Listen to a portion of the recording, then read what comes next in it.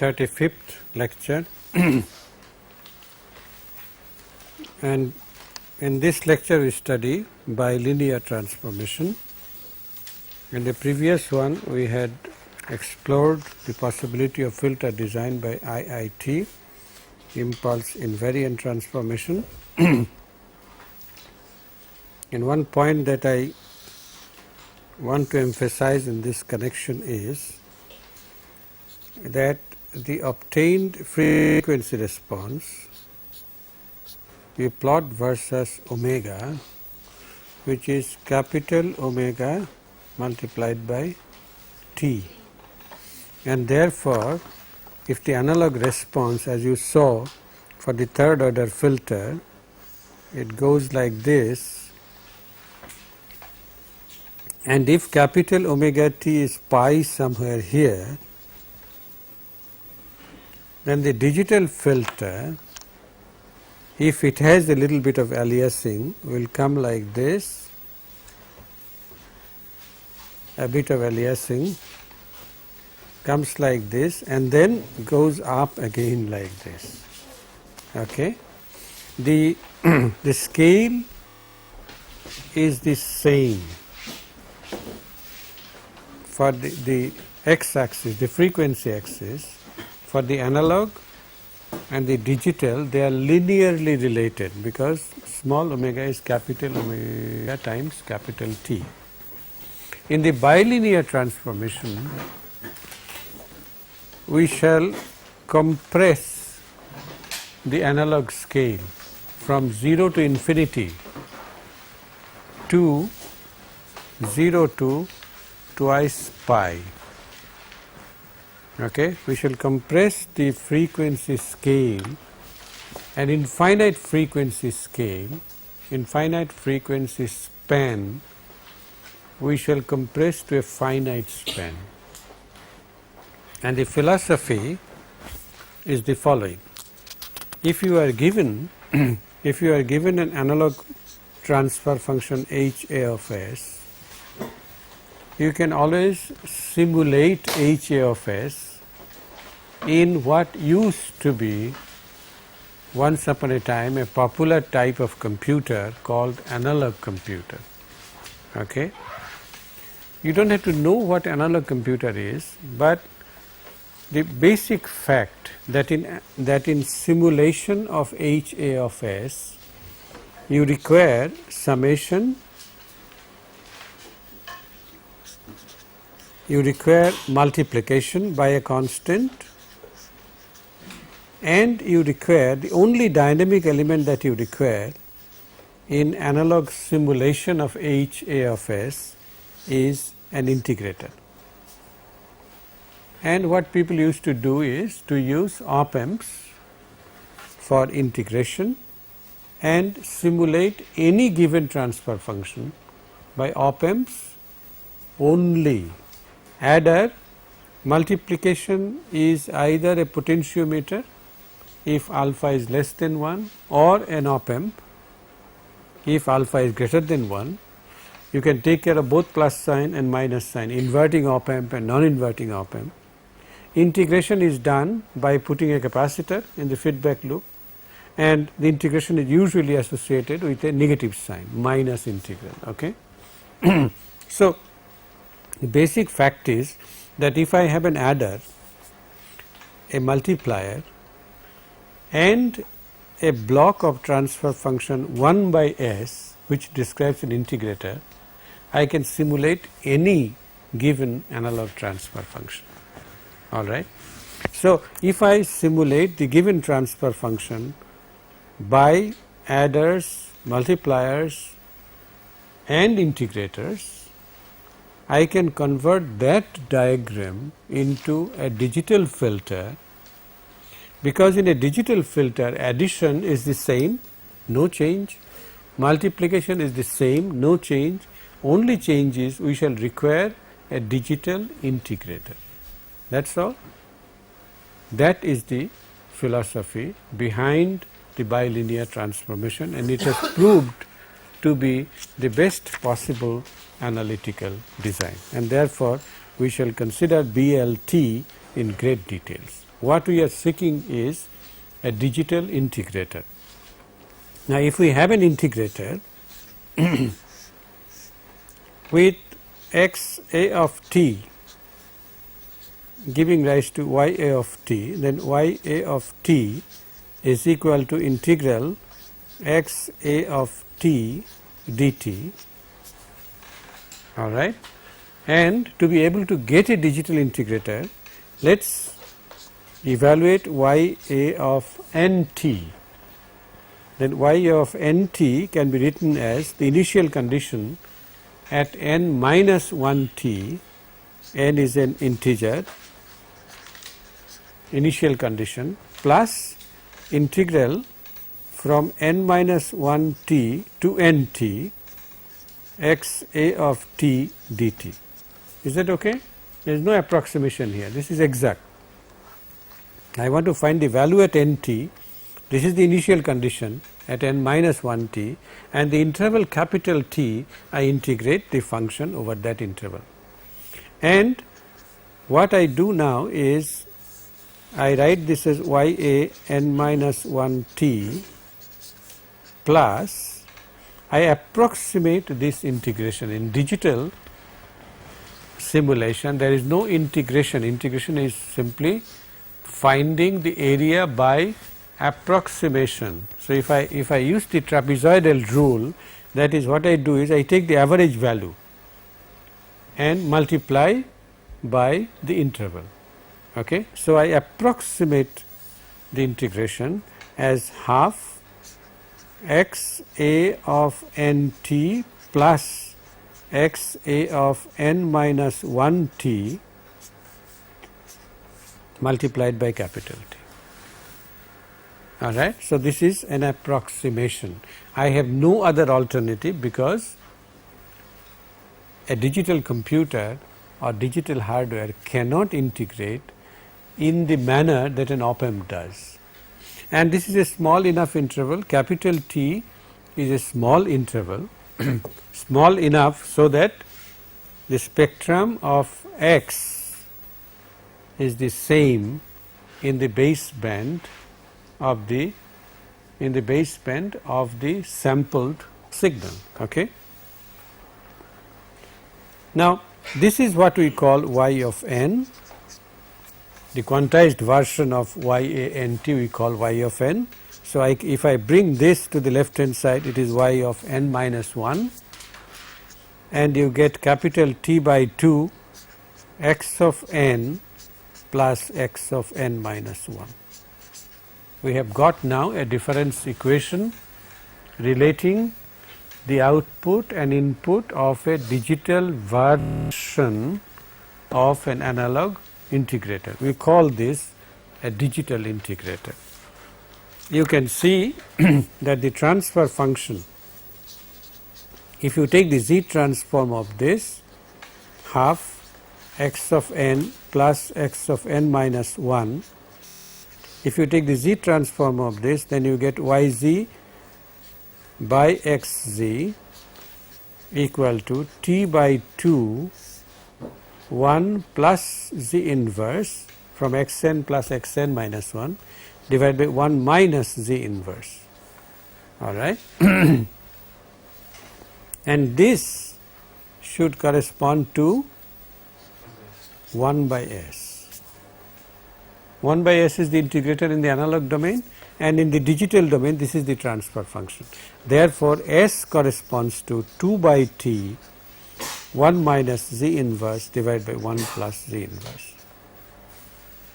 In other words, what it says is that if in an analog transfer function, instead of finding the impulse response, sampling it, keeping the impulse response invariant, or finding the step response, then sampling it and saying we derive a step invariant transformation. We do not do any such thing. We simply replace S by 2 by T 1 minus C inverse by 1 plus C inverse.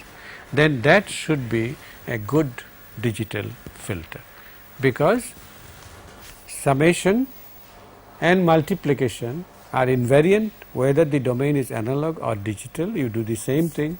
It is only integration, an integration, analog integration we have replaced by a digital integrator, and therefore this should be a good digital filter. In other words, h of z shall be h of s, h a of s equal to 2 by t 1 minus z inverse divided by 1 plus z inverse.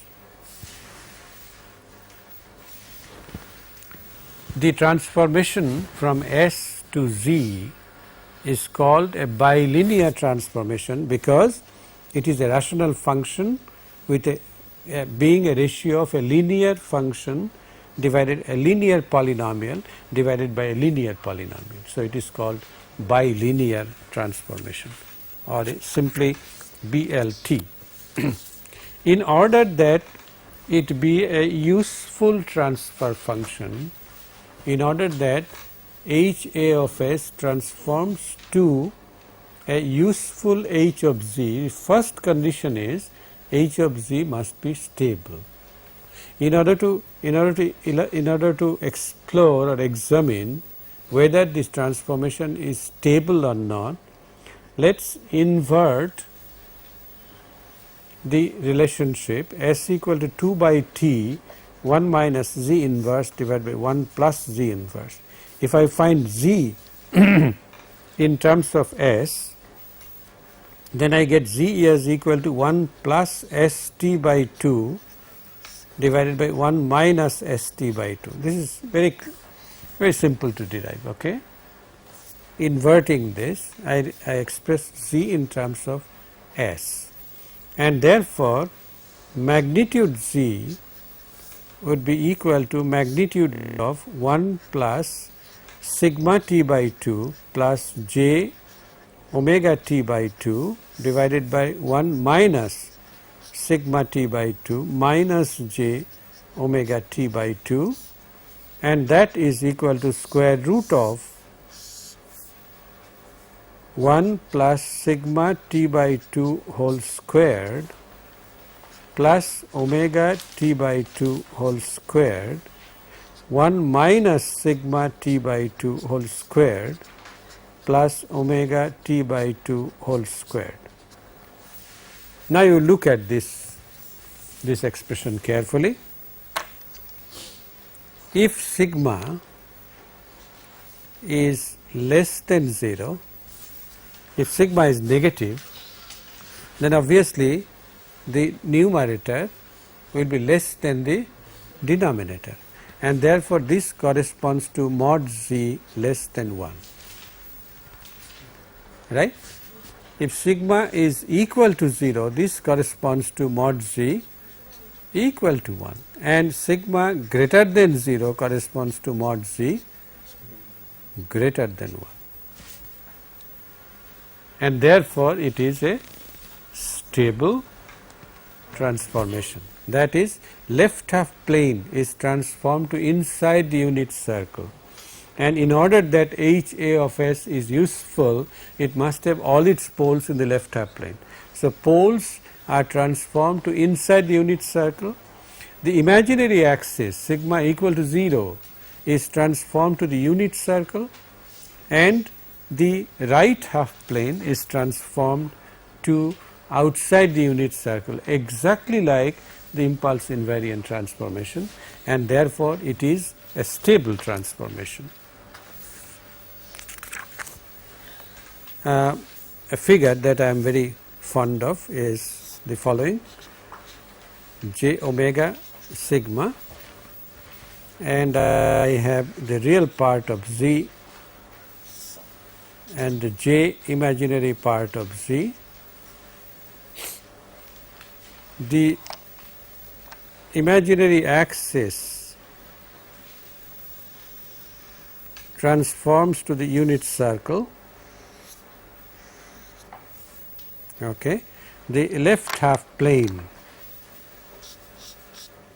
transforms to the inside of the unit circle, and the right half plane transforms to outside the unit circle. Okay. A picture of this important fact that it is a stable transformation. In particular, sigma equal to 0 leads to mod z equal to 1. What does it mean? It means that z equal to e to the power j omega, right. In other words, a point on the imaginary axis here will transform to some point here such that this angle is omega. Agreed?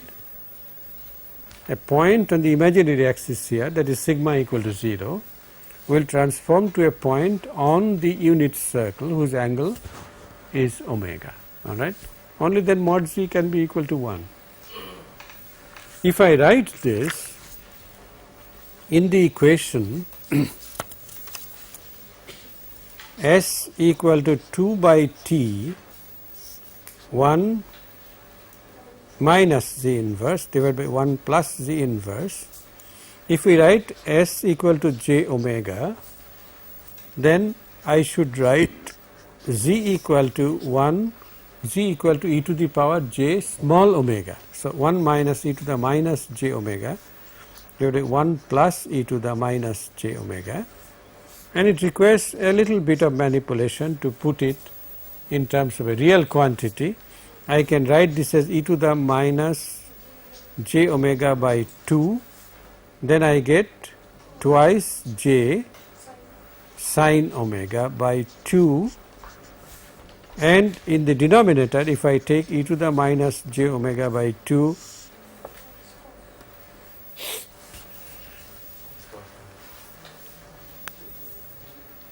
have I made a mistake? No. Twice cosine omega by 2, and therefore this becomes j 2 by t j, this j tangent of omega by 2.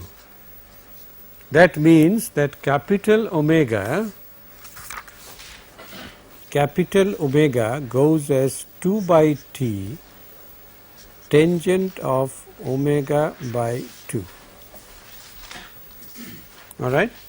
There are several things to observe at this point. One is purely a point of academic interest, that is omega greater than 0 goes to small omega greater than 0. No. Small omega between 0 and pi, okay, 0 omega less than pi. Agreed. If capital omega less than 0, then the rest of that is pi greater than omega less than 2 pi. In other words,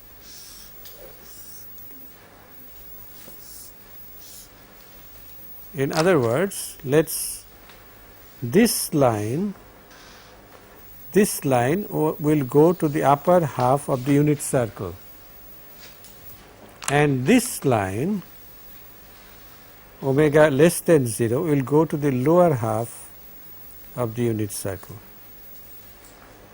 It has no other implication or import on digital filter design. It is just an observation. The other observation is that this relationship is a nonlinear relationship, but 1 to 1. In other words, from this you can get omega as equal to twice tan inverse omega t divided by 2. Agreed? Small omega equal to twice tan inverse omega t divided by 2. Now, if you plot this, if you plot small omega versus capital omega, then small omega equal to twice tan inverse omega t by 2. It will start from 0, all right, when capital omega equal to 0, and when capital omega goes to infinity, tan inverse infinity is pi by 2, and therefore the value that it saturates to will be pi. So, the relationship is like this, it is a non-linear relationship. The frequency axis therefore, unlike impulse invariant transformation, in impulse invariant transformation the relationship was simply linear, small omega was equal to capital omega t. Well, we can indicate this here.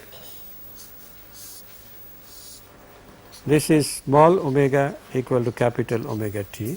There is a deviation from linearity, it is a non-linear relation, and this is how an infinite axis is compressed to a finite axis, that is 0 to infinity is compressed to 0 to pi, and this is called warping, W-A-R, the phenomenon is called warping. So, frequency scale is warped. This is a disadvantage unless you take care of it, okay? Unless you take care of it in the appropriate manner, and this we shall do. We shall do pre-warping or anti-warping, so that warping ultimately is cancelled and we get what we want. You know, what we do is the following. Let me tell you the steps that we follow. That is, given a digital filter spec, what are the specs? Delta P's, delta S's, omega P's and omega S's. Where did I put a bar? They are vectors, because there can be many of them, all right. Okay. What we do is delta P delta S shall remain invariant, but omega P omega S, that is correct. Omega P and omega S we transform to capital omega P and capital omega S by the relationship. What is the relationship?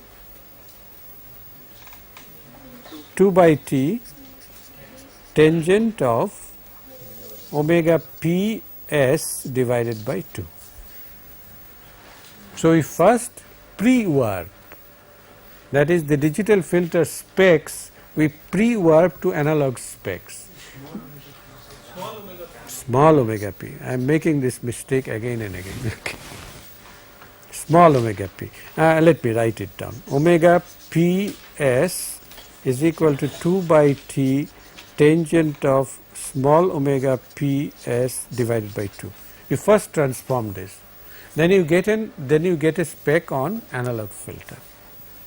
Design the analog filter, then put the transformation S equal to 2 by t 1 minus z inverse divided by 1 plus z inverse, which automatically does the warping in the other direction and gives us the correct specifications. Okay? So, this is what we do. We can take care of the warping by pre-warping, all right. If you know your step is 1 meter and you have to reach a point which is less than 1 meter, then you go back a little bit and then put 1 meter, right. This is what we do, warping, pre-warping and then warping. Now, in terms of filter design, what I said in words is contained in this diagram. It's contained in this diagram. You see, given the digital filter specs, this is a digital filter specs. 1 delta p, can you read it? 1 delta p and this is delta s, omega p and omega s. This is a typical low pass filter design problem. So, it goes up to pi, okay. It's equal ripple, it's elliptic function, equal ripple, it's neither Butterworth nor Chebyshev. It is an elliptic function, which is the best filter, okay. So, what you do is you draw this diagram, the diagram depicting omega versus capital omega, and bring these frequencies on this. You either do it analytically, but to be able to understand what is happening, I have drawn this diagram.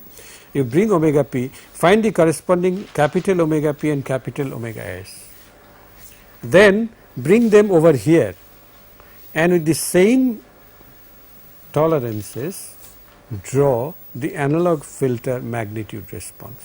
You see, analog filter magnitude response is now like this: ripples in the passband omega p, delta p is the same, delta s is the same, and from omega s to infinity you have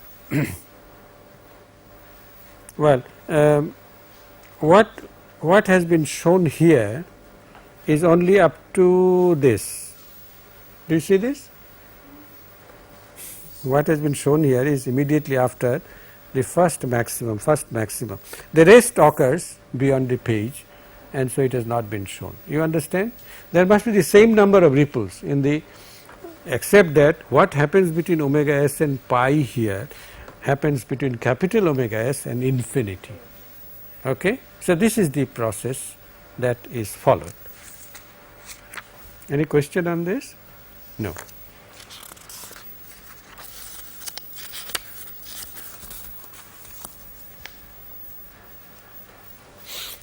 Now, to formalize the procedure for design, let us repeat what we said in terms of another diagram. Let us say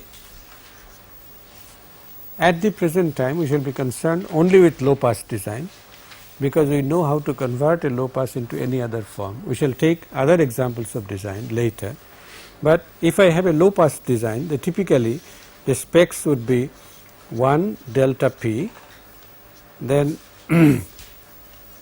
delta s, omega, I beg your pardon, small omega p, small omega s and pi. All right. So, what you do is first you transform this into the analog filter diagram, h of e to the j small omega magnitude, then you take h a of j omega and you do the same thing 1 delta p. This you transform to capital omega p by using the relation capital omega p is equal to 2 by t tangent of small omega p divided by 2. In a similar manner you find out omega s. The upper end you cannot show because it goes to infinity. Okay. This is what you do by using omega ps equal to 2 by t tangent of small omega ps divided by 2.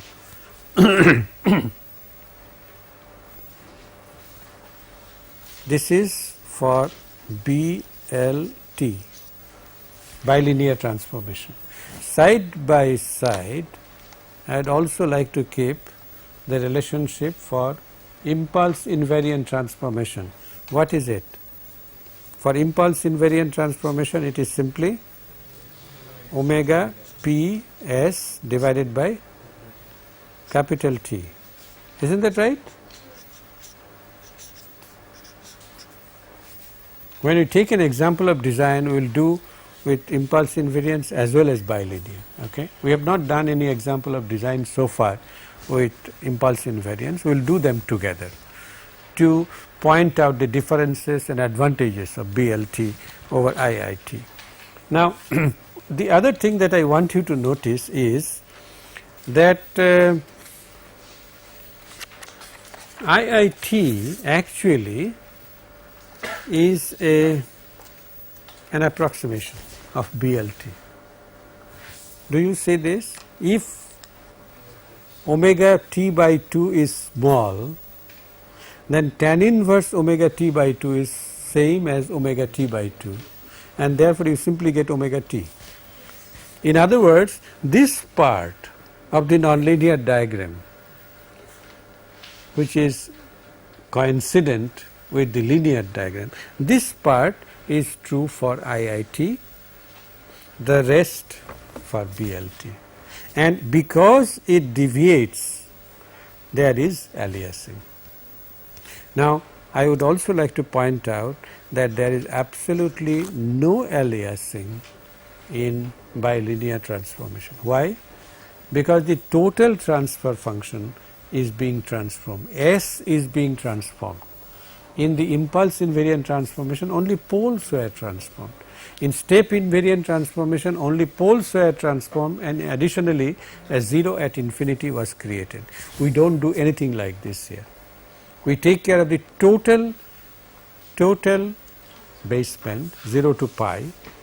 We distort it intentionally, we pre-distort it intentionally to go to the analog domain, and then the bilinear transformation takes care of distortion in the other direction, so that we get what we want. In digital filter design, low pass filter design, in analog low pass filter design, we also require this ratio omega s by omega p to be able to determine the order required of the filter. So, omega p by omega, I am sorry, it is the other way around, omega s by omega p. Omega s by omega p is equal to tangent of omega s by 2 divided by tangent of omega p by 2 in BLT, and in IIT it is simply omega s divided by omega p, because the relationship is linear. This is in IIT. I would like to keep both of them. Pardon me, no tan inverse, no. In impulse invariance, it is simply linear relationship. So, omega s divided by omega p. I would also like you to recall, is it okay? I would also like you to recall, well, if you are in confusion, you just say omega s by 2 and omega p by 2 are small enough.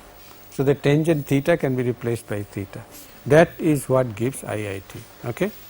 That is, for small omega, IIT and BLT are indistinguishable. Small omega or capital omega, they are indistinguishable. For filter design, you also require the fact that NB Butterworth filter order should be greater than equal to log 10 of, let us recall the relation, 1 by delta s squared minus 1 divided by 1 by delta p squared minus 1 divided by log 10 omega s divided by omega p. And in Butterworth, we also require the cutoff frequency omega c, and that is obtained as omega p divided by 1 minus, no, I beg your pardon, that is not correct, 1 by delta p squared minus 1 raised to the power 1 by 2n b. This is the design parameters. You require the order and the cutoff frequency. What you are given is omega p, that is for a tolerance of delta p, 1 minus delta p. Okay? For a tolerance of 3 dB, the frequency is omega c. Why do you require this? To be able to obtain the transfer function. Okay? So, omega c is required. Nothing like this is required in Chebyshev. In Chebyshev, n sub c is greater than equal to cos inverse the same quantity as occurs in the Butterworth filter divided by cos inverse of omega s by omega p, and in computing this you take the relationship that cos inverse theta equal to, no, I beg your pardon, cos inverse y, cos inverse y equal to log natural, not to the base 10, log natural y plus square root of y square minus 1. Okay. These are our basic design equations. I thought I would recall them. Now we take an example. We take an example and we say follow this example through and through. We will design Butterworth IIT, Butterworth BLT, Chebyshev IIT and Chebyshev BLT, all the 4 of them, okay, and we will do it very carefully, very slowly. For keeping life simple, we have taken only a second order filter. That is, in all cases a second order suffices, but let's go through this design example. Frequency in hertz, that is what we want, okay. Frequency in hertz and the magnitude h of e to the j omega. The tolerance is large, 1 and 0.8, not 0.7 or 7, 0.8, better than 3 dB, and this is a typical speech frequency, so that I want to pass only up to 800 hertz, that is 0.8 kilohertz. For some reason, maybe a stereo division or whatever it is, I want only the low frequency 0 to 800, okay. And then my 2.4 kilohertz to 4 kilohertz, I do not want to pass more than 0.2, more than 20%, okay. It should be less than or equal to 0.2. This is your digital filter specs. A digital filter is to be designed such that these specs are met. Can you tell me what is your capital T? What is your FT, sampling frequency? Obviously 8 kilohertz, 8 kilohertz. And once you know this, then you can convert these specs to normalized digital frequency. 4 kilohertz shall correspond to pi. 4 kilohertz shall correspond to pi. So, this will be 0.6 pi, this will be 0.2 pi, and this is 0. We require this, isn't that right? We require the values of small omega. Given the actual frequency specs, we have to convert to small omega. It is a linear conversion, do not confuse with IIT or BLT. It is from specifications to normalized digital frequency. We are not designing any analog filter, okay, right now. Now, we say we have to design the analog filter, where we have to convert omega p equal to 0.2 pi. Therefore, capital omega p would be equal to 2 by t, capital T, tangent of 0.1 pi, and this comes as 2 by t multiplied by 0.3249. Omega s is equal to 0.6 pi, corresponds to omega s is equal to 2 by t multiplied by tangent of 0.3 pi, that is equal to 2 by t multiplied by 1.376. We also require omega s by omega p, that is 1.376 divided by 0.3249, and that comes as 4.235. We are doing by linear transformation. Therefore, the Butterworth order n sub b should be greater than equal to log 10 of 0.2, 1 by 0.2 squared, so 1 by 0.04 minus 1, that will be 24 obviously, then 1 by 0.64, 0.8 squared, delta p squared minus 1 divided by log 10 of 4.235.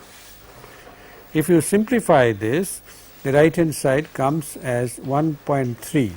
Therefore, n sub b equal to 2, n sub b equal to 2. And once you find n sub b, you have to find out, the next you have to find out omega c, the 3 dB cutoff frequency, that is equal to, I repeat, del omega p divided by 1 by delta p square minus 1 raised to the power 1 by 2 n b.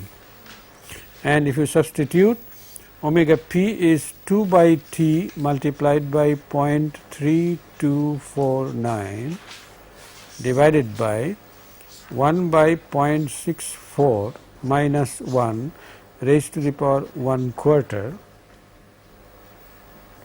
2n, and that comes as 2 by t multiplied by 0.3752.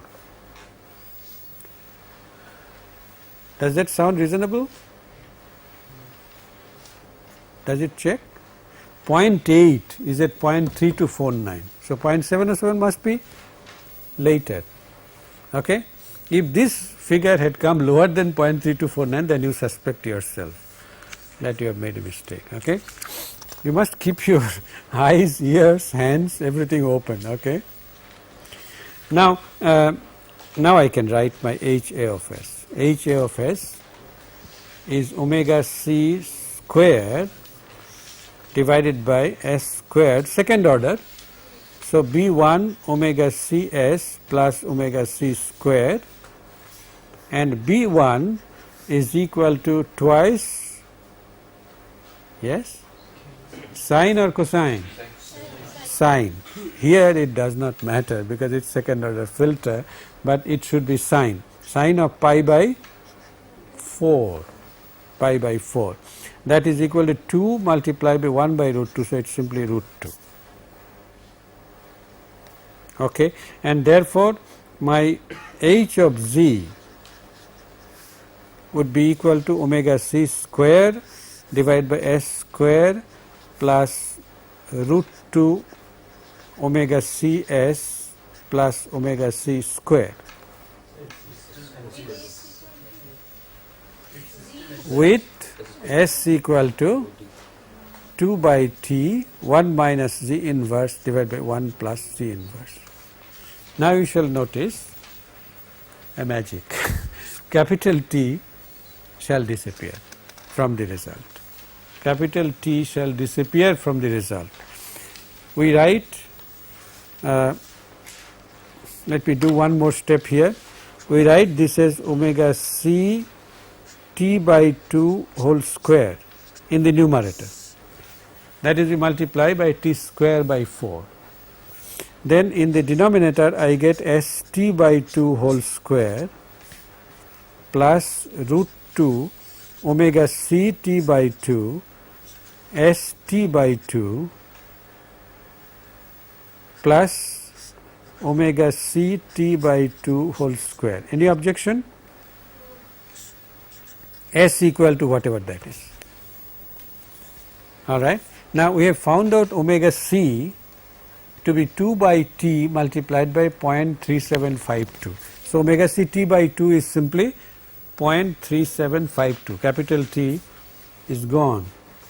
S t by 2, if you use the transformation S equal to 2 by t, this S t by 2 is simply 1 minus z inverse by 1 plus z inverse. Omega c t by 2, we have already said, is a number. S t by 2 is this, and therefore from the expression capital T disappears. Is that surprising?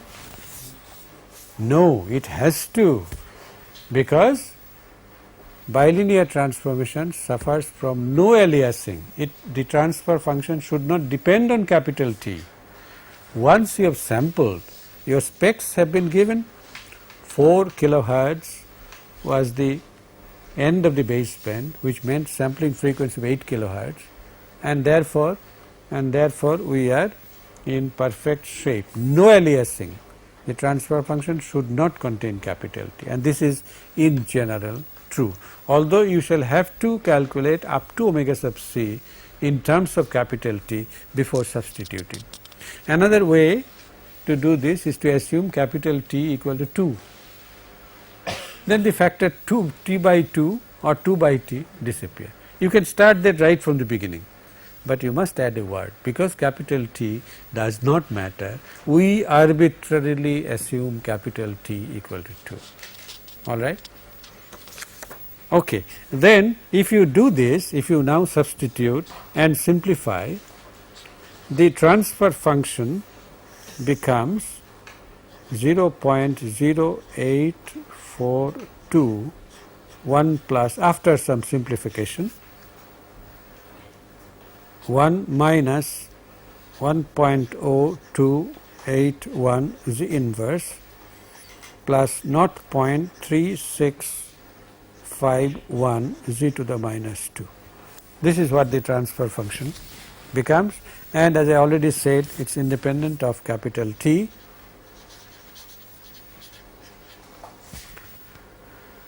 The other thing that you notice is, I have made a mistake here. Can you spot the mistake? Squared. Because st by 2 whole squared shall involve 1 plus z inverse, which has come in the top. Now you notice that h of z is 0 when z inverse is equal to minus 1. What does that correspond to? Small omega equal to pi. And the 0 is of multiplicity 2, a second order 0. Is that reasonable? What was our analog transfer function? It was a second order transfer function, all pole. So it had 2 zeros at infinity, and infinity is mapped into pi, and therefore this is quite expected. If in the numerator 1 plus z inverse whole square does not appear, then you have done something wrong. Now the other thing that I want you to notice is that if I calculate h of 1, h of 1 corresponds to omega equal to 0.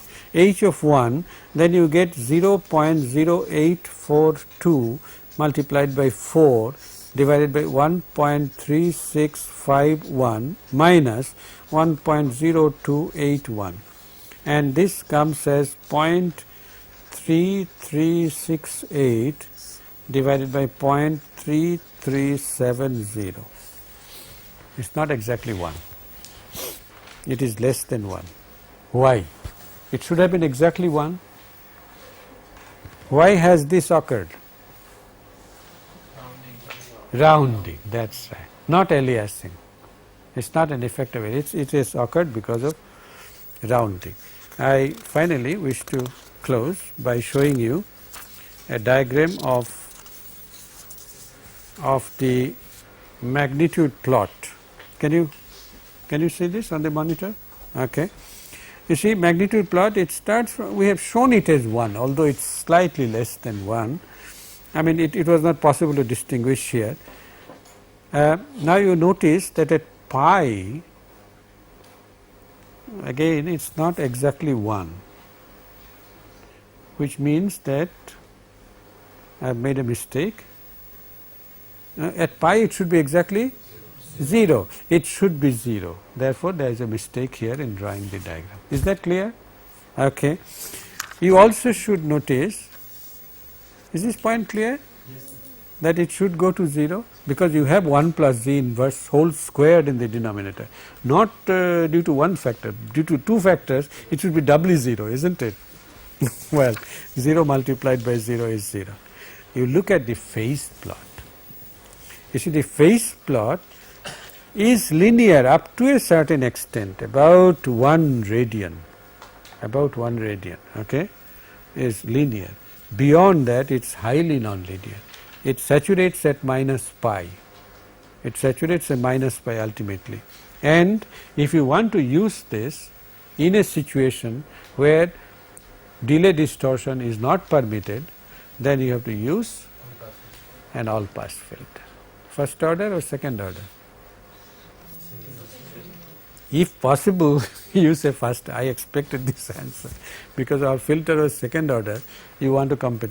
If possible you say first order. Who tells you that a first order filter cannot have a response like this? Approximation, after all, you cannot match it exactly, but you try a first order because that reduces the number of multipliers and the hardware requirement, number of additions. We will close here. Next time we will continue this discussion with IIT, the same example, and Chebyshev design with BLT and IIT.